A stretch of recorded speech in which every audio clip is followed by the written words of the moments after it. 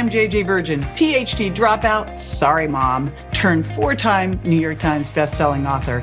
Yes, I'm a certified nutrition specialist, fitness Hall of Famer, and I speak at health conferences and trainings around the globe. But I'm driven by my insatiable curiosity and love of science to keep asking questions, digging for answers, and sharing the information I uncover with as many people as I can. And that's why I created the Well Beyond 40 podcast, to synthesize and simplify the science of health into actionable strategies to help you thrive.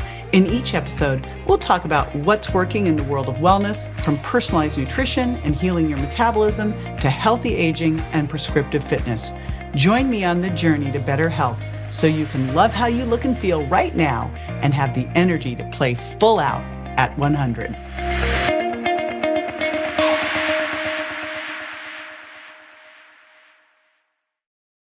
Are you racking your brain for why your fat loss efforts just aren't working? Well, if you're here, I'm pretty sure it's not for lack of trying. However, there are some simple things that can totally trip up your fat loss that you've likely never thought of. And when you fix them, boom, literally watch the fat melt off. So here's the first one. You're not getting enough protein, especially when you're doing caloric restriction. And there are 3 reasons this creates a big problem for you. Number 1, of course, you know, to lose fat, you gotta be in caloric restriction. Now, you can burn fat when you're not in caloric restriction, but it's not necessarily gonna be your body fat. So what trips up caloric restriction? Hunger, right? I mean, if you're hungry, all bets are off. Well, that's where protein comes to the rescue, because protein is the most satisfying of all of the 3 macronutrients. And it does 2 different things. It satisfies those cravings, but it also is satiating for your hunger. And when I did my 7-day Eat Protein First challenge, these were the 2 biggest things people told me. They just weren't hungry anymore. Now, to be in caloric restriction means that you have to take in less than you burn, right? Protein is huge for this as well, because protein is the most thermic macronutrient. So when you eat protein, it takes about 20 to 30% of the total calories of protein just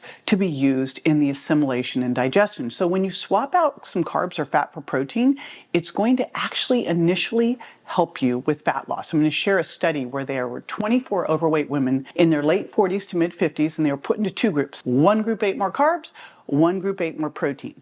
The protein group consumed 125 grams of protein a day, and the carb group consumed about 68 grams of protein per day. And fat and calories were the same in each group. So isocaloric, 10 weeks. Both groups lost weight, but there were 2 big differences. In the carb group, there was more ups and downs in blood sugar after eating. In the protein group, they actually lost more weight and they lost more fat than muscle. They were able to hold on to more muscle. And that's a huge important thing, not only for helping your body composition, but helping after you lose weight to better maintain it. And that's the 3rd problem that eating protein fixes. It helps you prevent muscle loss while you're trying to lose fat. And again, if you're trying to avoid metabolic adaptation, that thing you heard about with the Biggest Loser study where people had lower metabolism after weight loss, protein can help fix that. The big fix here is eat protein first. And for your best choices, you can go to my protein cheat sheet, and that's at jjvirgin.com/protein cheat sheet. Next mistake, reducing your activity level. Now here's the thing,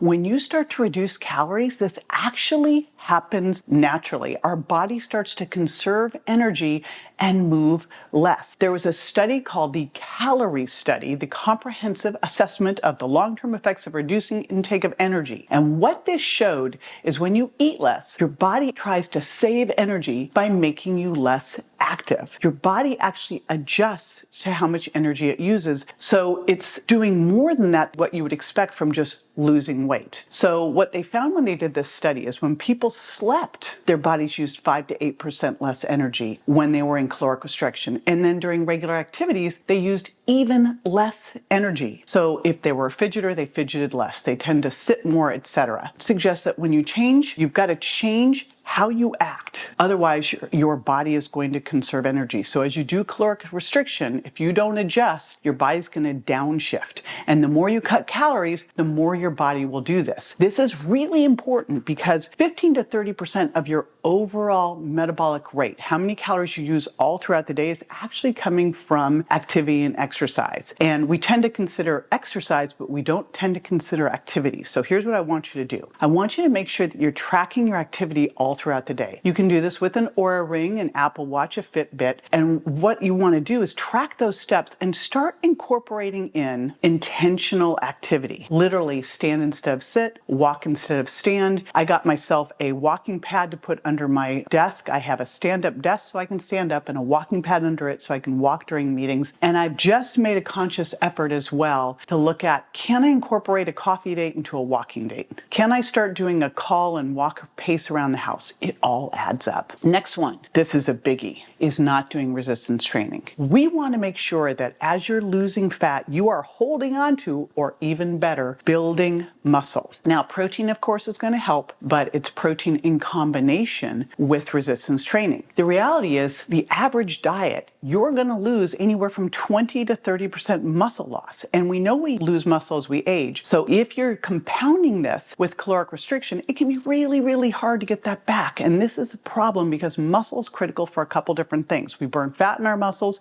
This is the first place we start to restore insulin sensitivity. Again, that's going to help us burn fat more. And muscle is your metabolic Spanx. Remember, it holds everything in tighter and it requires more energy to be on your body to do that muscle protein turnover. So we want to make sure that we're holding on to or building muscle as much as possible. So again, resistance training for the win, 2 to 3 times a week. Here's another one you probably never considered, and that is dehydration. Now, we know that first week you go on caloric restriction, it seems like you're like, wow, I just lost a lot of weight. But of course, a lot of that is some fluid adaptation, especially if you dropped a lot of carbohydrates. So you're going to lose some water during initial weight loss. What we want to do after that is make sure we're tracking your water intake by using a bioimpedance scale and using your chronometer app. Track your fluid intake, but also track your total body water on a bioimpedance scale and make sure you're getting in at least half an ounce per pound of body weight. So if you weigh 150 pounds, that's 75 ounces, and then add half an ounce to an ounce for every minute of exercise.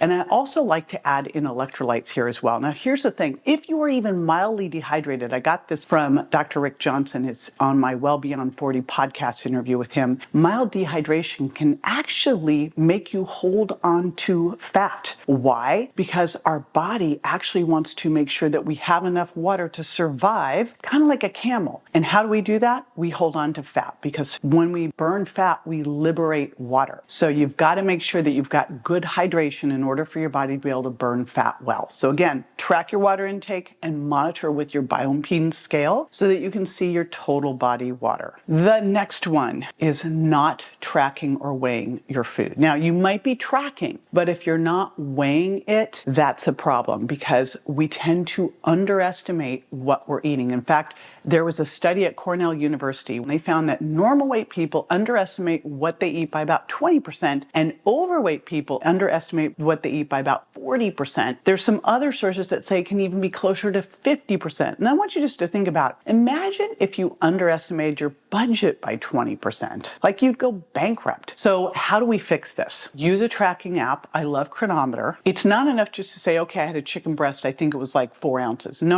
We need to actually weigh these things in to see what you're actually eating. So food scales are like $10 on Amazon. Track everything that you're doing. Don't have to do this forever, but at least do it for a month to really get a clue, a clear picture of what you're doing. Now, as you lose fat, here's what's going to happen. You're going to decrease your basal metabolic rate. That's why I want to make sure you're putting on building muscle because that's going to help even more to minimize that metabolic adaptation. But if you find you hit a plateau, what I want you to do is do a macro audit for a week. Use your food app for a week and see what amount of calories you actually need to do in order for you to maintain your weight. Once you see what you actually need, if you want to continue to drop body fat, you'll know your actual calories that you need to use for caloric restriction. And here's how I like to use caloric restriction. I like to do 25% reduction of your total calories that you need. So if you know that you need 2,000 calories a day to stay at your current weight, then you would go to 1,500 calories a day for 5 days and then go back to your maintenance calories for 2. This type of cycling helps with diet fatigue. This is one that I got from Dr. Bill Campbell and may help offset some of the muscle mass loss as well.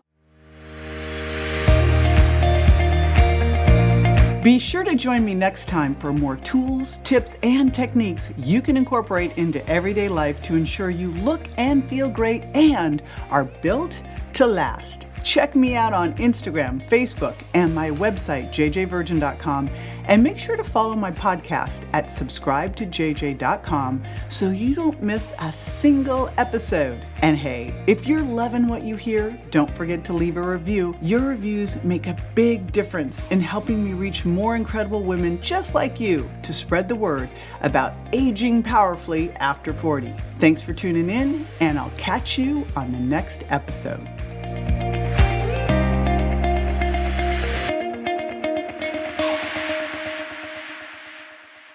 Hey, JJ here, and just a reminder that the Well Beyond 40 podcast offers health, wellness, fitness, and nutritional information that's designed for educational and entertainment purposes only. You should not rely on this information as a substitute for, nor does it replace professional medical advice, diagnosis, or treatment. If you have any concerns or questions about your health, you should always consult with a physician or other healthcare professional. Make sure that you do not disregard, avoid, or delay obtaining medical or health-related advice from your healthcare professional because of something you may have heard on the show or read in our show notes. The use of any information provided on the show is solely at your own risk.